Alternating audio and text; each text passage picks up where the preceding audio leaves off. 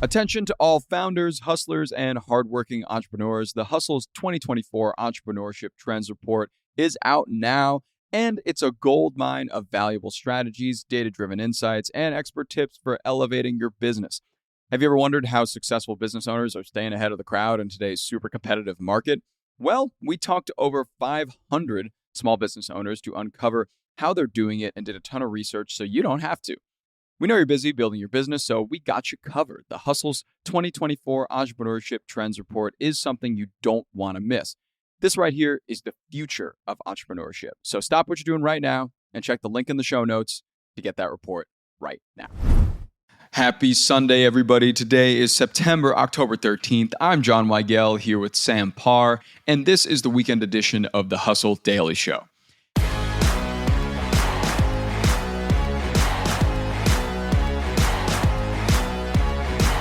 If you've ever been interested in starting a media business or a community and you never knew how to start, who to contact, or, how to get profitable, this episode is for you. I sat down with Sam Parr, the founder of the Hustle, Hampton, and host of the My First Million podcast, to talk about how to make your business profitable and what it takes to get noticed by investors and potential partners. How did Sam find success selling the Hustle and starting Hampton, his new community catered towards a high-income audience? We're going to find that out now. So open up those ears and let's get zesty.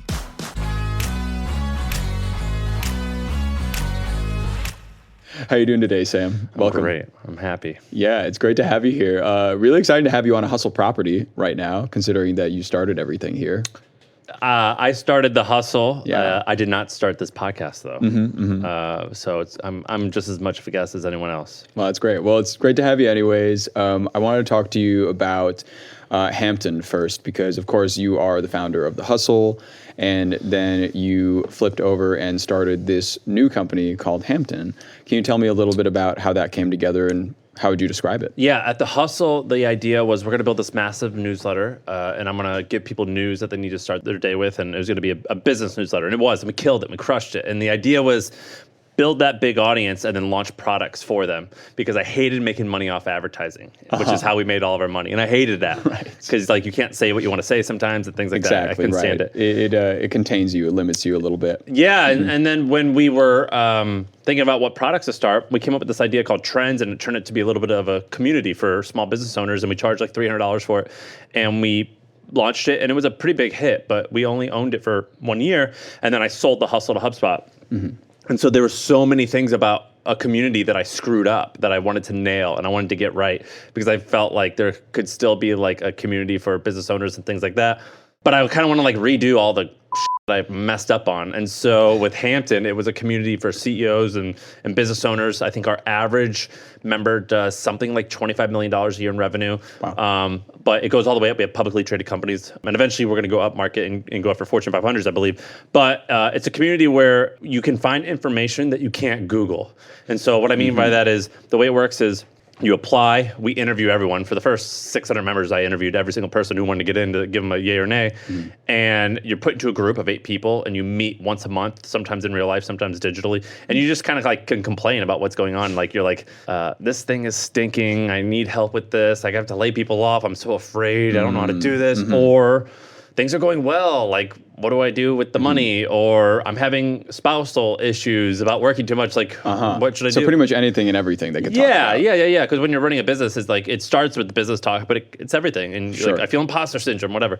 And so we have those conversations and you're able to get all of this information that you can't possibly Google because everyone's like too afraid to talk about this stuff. Right. I guess a lot of that information is a little gatekept traditionally. So I guess it's nice to be able to place people within these communities so they can learn things from each other, and especially assembling an audience that, I guess, affluent. How did you go about that, from starting Hampton to then knowing the audience you were going for to then getting them in the same room together? Well, I was the audience, so I owned a business, and when I was selling my company, I didn't know anything. I remember when I sold it to HubSpot, I was on a call, and it was me and Edie. Edie's like this 63-year-old accountant who worked for me. And it was just me and her, and then HubSpot had 8 KPMG big shot accountants, 8 lawyers, and then like 5 HubSpot big shots. Oh yeah. And like it was just Edie and I, and we were like, what the hell are you? And they were asking all, and I didn't know what we were doing at all. It was just Edie and I was trying to teach her how to use Dropbox, and she was trying to teach me what like accounting principles mean. Incredible. Wow. I didn't have anyone to talk to. And I was like, it would be nice if that existed when I was going through this. Right. And because of the hustle and because of My First Million, I had amassed, 200 or 300,000 followers on Twitter. And so I had this audience. And so when I got the business to over $1 million in revenue in the first couple months, because I sent a PDF to a bunch of my entrepreneurial friends and I said, I'm launching this thing. I'm not going to talk about it for a while. I'm going to keep it small. But I'm putting together 8 people groups. I've sent this same PDF to like 20 people. Here's all the names of the people who I've sent it to. I'm going to put you in this group, that group, or whatever. And they were like, yeah, cool, I'm in. And so we got to well over $1 million in revenue with no website. Wow. Incredible. Good start. It was a good start. Yeah. Yeah. And it's nice that you were able to use the platform that you already had to like scale the business. And I want to talk about I didn't use my platform at first. Oh, you didn't? I used my reputation. I didn't tell the public that this was a thing until roughly 1 year in. But we got to millions in revenue of me just cold emailing. I purposely didn't want to use my audience for the first little while because I wanted it to be great before we told everyone else about it. And then when we told everyone else about it, it got even bigger. Yeah. Right. Now, you talked earlier about monetizing something like this. And with the hustle, as far as that was concerned, you talked about that you hated having to put ads on and stuff like that. I didn't like ads being the number one. The driver.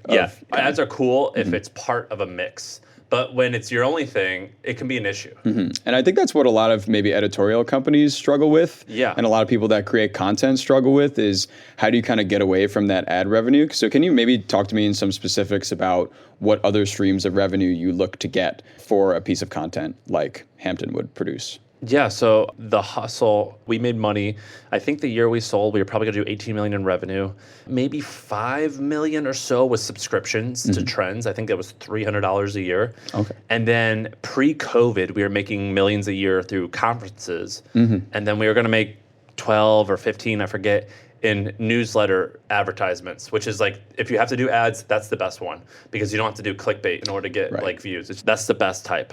And then HubSpot's premise when they bought us was we have this software, which hypothetically, let's say on average, people spend 20 grand a year for. If just a very small fraction of your audience buys our stuff, that's going to be very profitable for us. And so with Hampton, it's sort of the same thing. Hampton costs $10,000 per year. Potentially in the future, it's going to cost more. And so that gives me a lot of budget to go and create really cool content. And I'm not beholden to like an advertiser. I'm beholden only to myself and the customers to make sure they like me. And so I think it's a lot better. It's a lot harder though, but it's a lot better.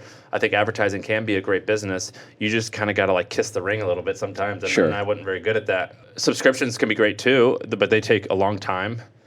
But they're way better. I mean, they're way better. Yeah, I mean, it helps when you have a dedicated audience and like that. Penske, where you worked, they did a good job. They had events, they have subscription, they had all types of stuff. And so when you have a really, media companies are interesting. They're basically just like an audience, and then it's a variety of small businesses to serve the audience. And I think that's why media companies are cool. But if you rely only on advertising, you kind of become like BuzzFeed, where you're building your platform on Zuckerberg's real estate, and he's the landlord, and he's going to change the price whenever he wants. And so you're kind of screwed. So as long as you're diversified in terms of platforms where you're getting traffic, as well as diversified in terms of revenue streams for a media company, you could have advertising. Yeah, I mean, and the modern media company is so different, right?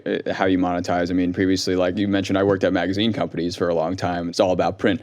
Now it's all about digital. Everybody's freaking out. Come back, by the way. You think it's coming back? I thought about launching a print magazine. I'm so interested. For Hampton or just a completely separate entity? Thing, but similar vibe. I think what's old is new constantly. There's always a cycle. You see like the fashion nowadays is what I would have worn, or at least when I was a kid, is what my parents would have worn.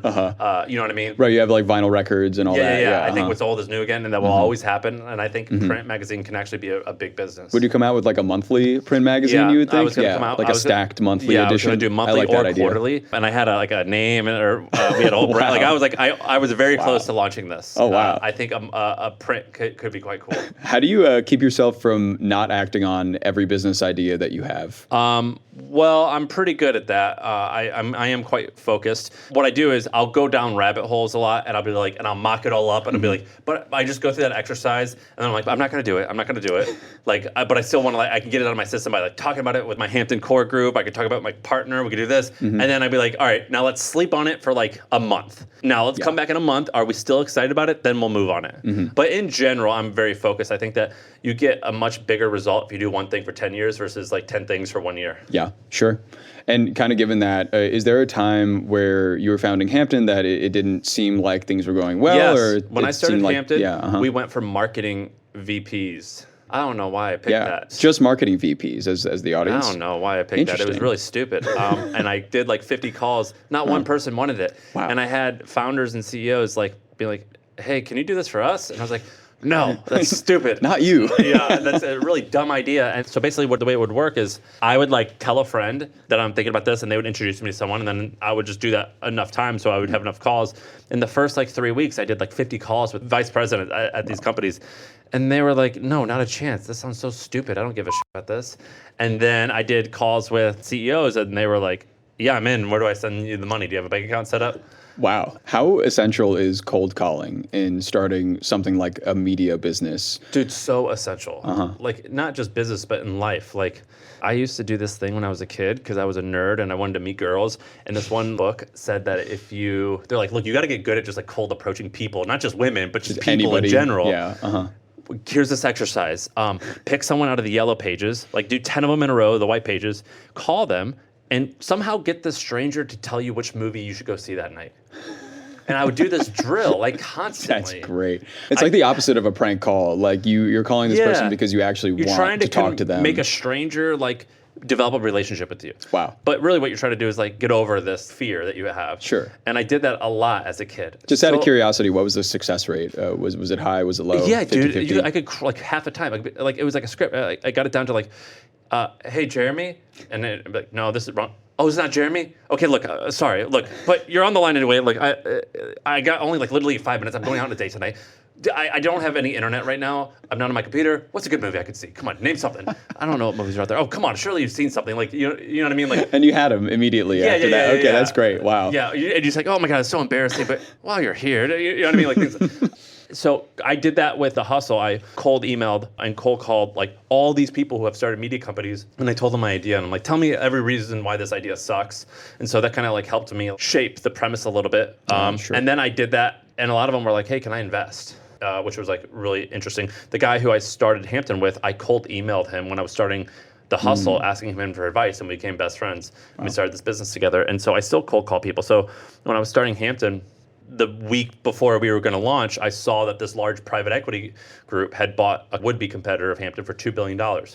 I saw the guy's name, and I called them, and I said, hey, everything I'm about to say might sound a little bit douchey, but I want to let you know I mean it with nothing but respect. My name's Sam Parr, and like I'm kind of popular on the internet. I'm launching a company that's going to be a competitor to yours. I have a feeling you're going to want to buy me in a couple years, but I'm probably not going to sell to you. But let's just like develop a relationship right now. Wow. And we did. And he offered to buy the company after the first year. We said no, but we become friends. So like I'm like, here's what we're doing. We're doing this and this. Like this doesn't work or has worked, whatever. And he'll say like, here's what we're doing. And so like we're now like sharing ideas. Wow. And so all from just like that. A cold call. Just from reaching out of nowhere. Release. That's fantastic. So I do that all the time. I cold call people on a regular basis or cold email people on a regular basis or DM them. But yeah, it's like so important. Like I'm getting breakfast with the mayor of my town next week. Oh. And I just emailed her. Because you reached out to her? Yeah, I just emailed her. Let's hang out? Yeah, I was like, hey, so I have this podcast and this like tech company, which probably means nothing to you, but I'm just kind of telling you this because I want to impress you. And hopefully that's sort of working. And again, I have no idea where this is going to come or where this is going to go. But like I have like a big staff and like maybe I'll convince some of them to move here. But anyway, I'm just rambling and I want to let you know that I intend to be in this city for a long time. Would you like to hang out sometime? And no agenda. Wow. And she said, yeah. So I do that all the time. Incredible. I do that all the time. Dinner with the mayor just because. It's a 30,000 person town. This isn't that big of a deal. But still, it's kind of a big deal. It's a lot of people. Like I like to cold call and cold email. And so like this for the listener, if you're just having a conversation of like, wouldn't it be cool if we got to talk to blank or whatever? It's like just message that person right there. And I do that stuff all the time. If I get emails from companies, I reply to those emails, like marketing emails. I'll reply all the time and be like, hey, why'd you guys use this color? Does this have a higher conversion rate? And a lot of times there'll be someone on the other end who will reply to you. Oh my God, incredible. Now, there was something that I wanted to know from kind of the transition to owning The Hustle to owning Hampton, and that's kind of what you picked up, I guess, at The Hustle that you did differently this time. Was there any learnings that you got that you were like, okay, it's time to put this into action? A few things. I started The Hustle when I was 24. I didn't have a lot of money at the time. The Hustle started as a conference called the HustleCon, and I made $200,000 in 1 year hosting it. I put all that money in a bank account. And so my personal bank account, I only had, I think, $15,000. I put $200,000 in the business account, and I was like, that money's the business's. That's no longer mine. So I'm only worth, whatever, 15 or 20 grand. I better make this work because I'll be broke. And I only paid myself $2,000 a month.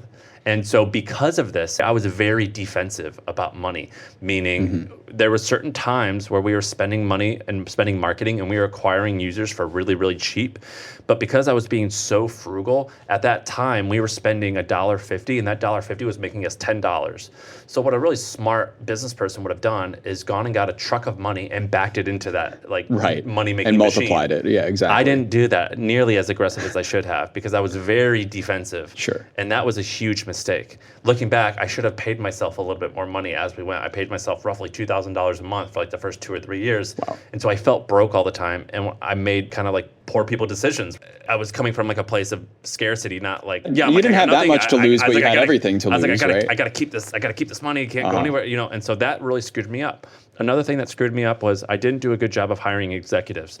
So I would just hire people and everyone would report to me. And that was really silly. So now at my new company, I hired a CEO right off the bat. I got the company to a few million in revenue. I hired a CEO who's a lot better than me at managing the business. I didn't do that well at the Hustle. I was really young.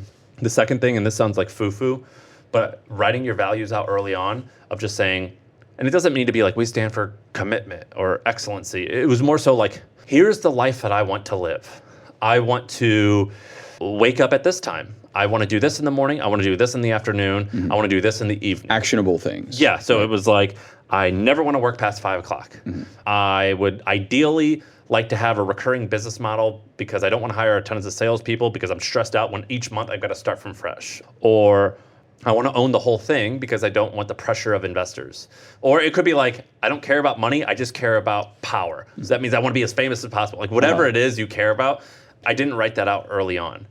You know what I mean? You have to, I think you should explicitly say it. Like, here's my ideal outcome, here's my ideal days, and here's the values that I'm going to stand by, and here's like the things that I'm willing to let slide. So like, for example, I'm not really political. So like, I don't care if my partner, I don't care what they believe. I'm cool with everyone. You know what I mean? Or you could be on the other side, which is I stand for this. I only want people who stand for X, Y, and Z. Like you have to like literally write out what your desires are, I think, and like work backwards to like create your day. The environment that you want. Right? Yeah. And I didn't do that. I did it the second time, but I didn't do it the first time. And so because of that, I got sucked into this thing where I felt like I built a prison around myself.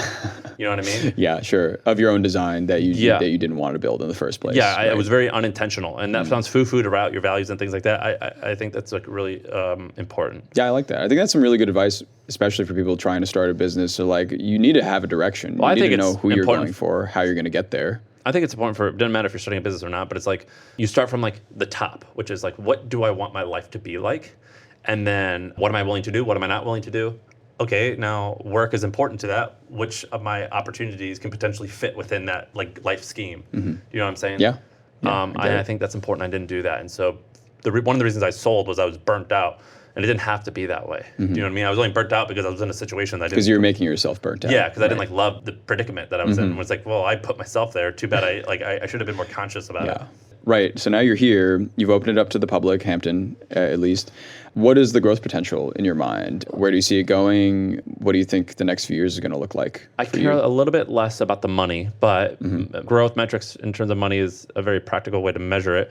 I think it's $1 billion opportunity. I think we can build a business that does many, many hundreds of millions of dollars in revenue within 10 years maybe. And I think we could do it completely bootstrap without any outside capital. I think that there's easily a world where we can get 10 or 20,000 members. I think our competitors are companies like YPO, EO, and Vistage. Those businesses all are $1 billion companies that were launched in the 60s and 70s. So what I'm motivated by is building something that can last for 50, 60, 70 years. And it's likely going to be as big as those companies, I believe. So I think it's pretty big. I think when I started The Hustle, people laughed at me. They were like, a newsletter, that's like a silly idea. I mean, nowadays, it's like everybody's got a newsletter. Everyone's got one. When we started one, a founder and CEO of a multi-billion-dollar media company who you know, I told him this idea, and he goes, this is like a toy. Like, this is like a dumb idea. This will never make more than $1 million a year. And I'm like, no, like, do the math. Like, this makes sense. This is so much better. And then it was me, it was The Skim, and it was Morning Brew. Us three all had that same insight at the exact same time. And I always said to myself, I go, no, this definitely could be a $100 million in revenue business. But more importantly, it's going to change. Like, I can hire journalists. Like, our journalists that I hired at The Hustle, we paid more. They made more money than a lot of people at the New York Times and places like that because the economics were so much better. 3 writers could make like $20 million a year in revenue, like make the business that. Of course, there's salespeople and a whole lot of staff to support that, but literally just 3 or 4 writers. And so I was like, this is going to change that. And my prediction was they can get to 100 million in revenue. I sold in year 4 or 5. My good friend Austin at Morning Brew, who at the time we were competitors, they are nearing 100 million in revenue. So that prediction was right. And so newsletters were a business that no one took seriously, and it became a serious business. I believe the same thing is going to happen with Hampton, where a lot of people are like, a community, like that's not like a business. A community is like a thing a business has. You know what I mean? Sure. And I'm like, no. If you do the math, like this can actually be a great thing. And so I think that's what's going to happen. Especially with the audience that you've assembled, it seems like. Yeah. By the way, there's like a million challenges, and there's like a million. I'm reasons. sure there are. There's like a million reasons why this won't work. Of but course. like physically, it's there. It's all physically possible. Yeah. I think. Well, that's great. Well, thank you so much, Sam. Really appreciate you coming in to talk to me and tell us a little bit about your business and kind of the inner workings of it, especially monetizing it. I feel like that's always a subject that I'm after and trying to learn about is how to monetize content today. Why? Just because it's a lot of companies are in such a tizzy about how to monetize. How do we monetize this? How do we monetize that? And I feel like nobody has kind of a playbook for monetizing an audience is not hard. Monetizing an audience well that doesn't ruin your life is hard. It is hard, but I still think it's quite simple. You just have to create a widget to sell to them or sell someone else's widget. That's like the only 2 ways to do it, right? And then within those 2 ways, there's like a bunch of like ways to like cut it. Right. And so you just got to be really careful that you don't make a deal with the devil, and you have to do it the right way. For example, when we had ad salespeople, like SoFi was an advertiser. I don't give a shit about SoFi. I love that they're my customer and I'll do great to them, but I care way more about my audience. And one time a SoFi executive did something bad and it was in the news and we were going to talk about it. And people were like, but they're one of our biggest advertisers. And I was like, I don't give a shit. But then Katie, the woman who worked for me who sold that ad, she was going to make $5,000 off the ad for her commission. And I was like, well, I care about you.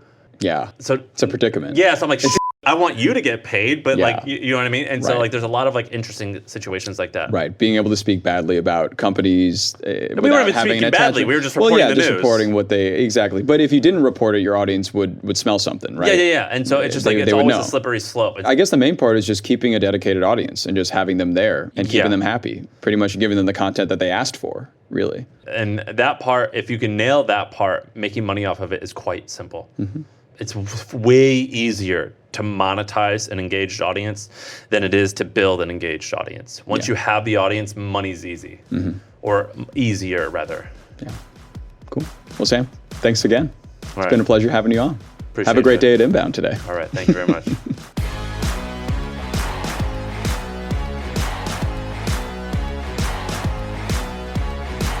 All right, that'll do it for us today, y'all. Thanks for tuning into the Hustle Daily Show. We're a proud part of the HubSpot Podcast Network. Our editor today is Robert Hartwig, and our executive producer is Darren Clark. We've got a ton more tech and business coverage in our newsletter. If you're not subscribed, go get yourself signed up at thehustle.co/email and throw us a follow on Instagram, and we will see you tomorrow.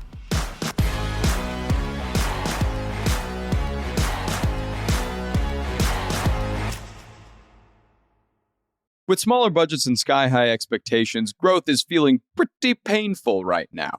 But HubSpot just announced more than 200 major product updates to make impossible growth feel impossibly easy. Like Breeze, a suite of new AI-powered tools that help you say goodbye to busy work and hello to better work. Breeze Intelligence to give you the richest, most comprehensive picture of your prospects and customers, and Reimagine marketing and content hubs to attract and convert more leads and send your revenue soaring. Visit HubSpot.com/spotlight to learn more.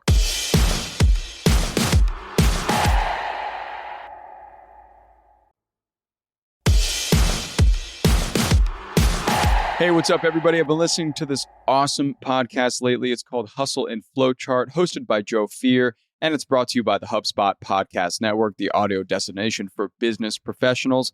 The Hustle and Flowchart podcast with Joe Fear is all about how to build a business so it gives you the freedom and fuel for your life. You can join Joe as he discusses systems, mindset tweaks, reframes, and strategies for entrepreneurs and really anyone, to be honest, to enjoy the process of being in business and also having fun. This isn't just for the entrepreneur looking to make $1 billion business, but it's also for somebody who's looking to build systems that work for you so you can make more money than you need just by working part-time, essentially.